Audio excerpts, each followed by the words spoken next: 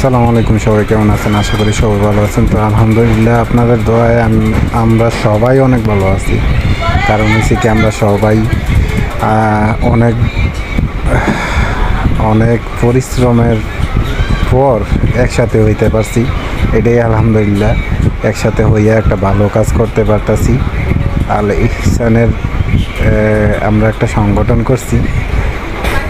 তো আসলে ওই সংগঠনের প্রথম কাজ এই আমরা রাস্তা দিয়ে শুরু করছি।